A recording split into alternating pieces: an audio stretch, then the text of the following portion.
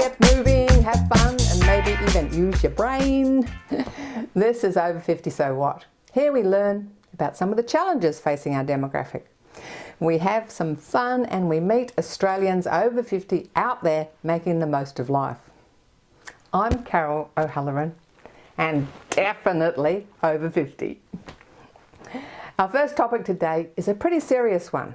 We meet Louise Singleton from Respecting Seniors Network. Elder abuse can happen to anyone. It takes many forms, and unfortunately, over 80% of elder abuse is done by family and friends. Every program we do the fun 5-minute fitness. Don't miss it. It'll give you some energy for the rest of the day. And lastly, we meet some of our Filipino Aussies up to the age of 95. Still out there enjoying life and living life to the max.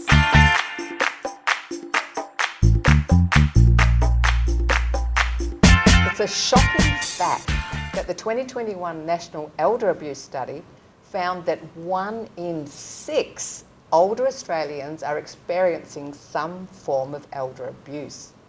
To tell us more about it, we're speaking today with Louise Singleton from Respecting Seniors Network. Welcome to the show. Thank you, Carol. Thanks for having me. So, Respecting Seniors Network, I mean, what is this? There's a lot of sort of organisations out there doing things for elder abuse because unfortunately the government's chopped 70% of the budget for elder abuse, which would affect you as well. Can you tell us what is Respecting Seniors Network? What do you do? So, the Respecting Seniors Network is one of 7 elder abuse prevention networks, which is funded by the Victorian Government. We are a group made up of community members, professionals and organisations that have strong interest in elder abuse prevention. And so our aim is to create change in the attitudes toward how the community feel and visualise like our aging and the older people. Yeah, I think a lot of people out there watching think elder abuse, they think of aged care, you know, more physical abuse. It covers many, you've got physical, you've got financial, you've got emotional. Can you just run us through the different types of elder abuse? Yeah, so there are so many different forms of elder abuse, Carol, you're so right. There's neglect, social, emotional, physical, sexual. There could be other forms like withholding your grandchildren, but that isn't often spoken about as well. That comes under the emotional abuse, doesn't it? Yeah. Social. But I think a lot of people will be surprised that you mentioned sexual abuse as well. Yeah, unfortunately, as we get older, it doesn't stop.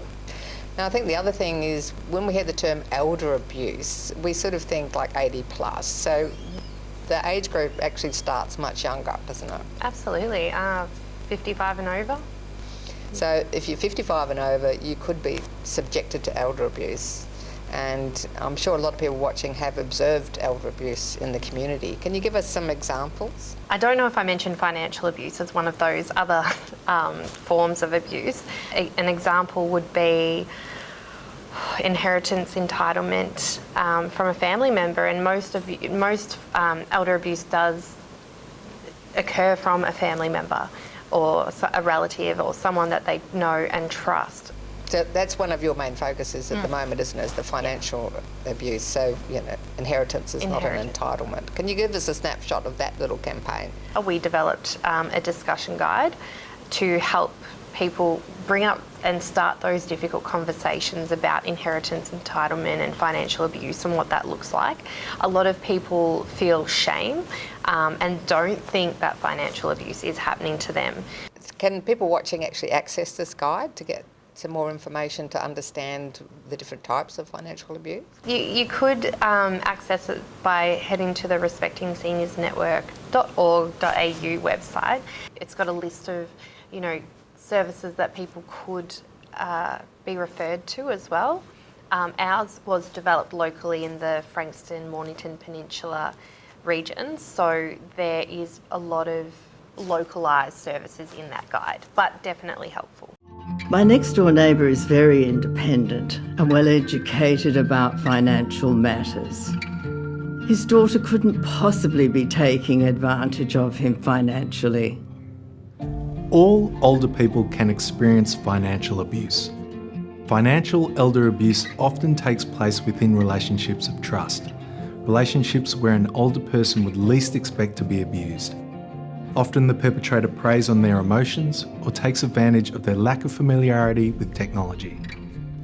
The fact that an older person is financially capable and independent does not necessarily provide them with a defence against financial abuse by someone close to them. Can you give us some examples of the different kinds of elder abuse? Like what should we be looking out for?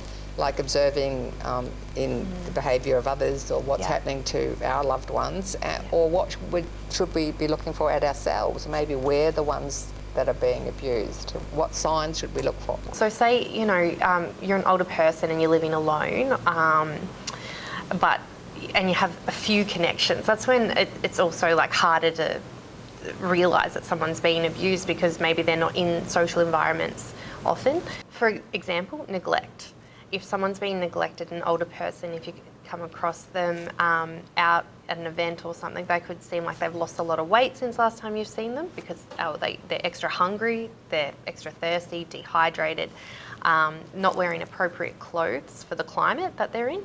Obvious signs for physical abuse would be bruising and burns. Social abuse or psychological abuse, people could seem a bit withdrawn, sad, depressed, anxious, and withdrawn from usual events or social clubs that they're normally attending. So you're observing their behaviours changed, or or they're just not coming to something they love, like bingo night or bowls, tennis, like a lot of the things that normally they would be quite passionate about or be really involved. Maybe their carer is withholding them from going, or withholding their money. Some financial abuse would be not having the right amount of money to pay their bills, to get their groceries, or attend their favourite things, going to the movies or something like that.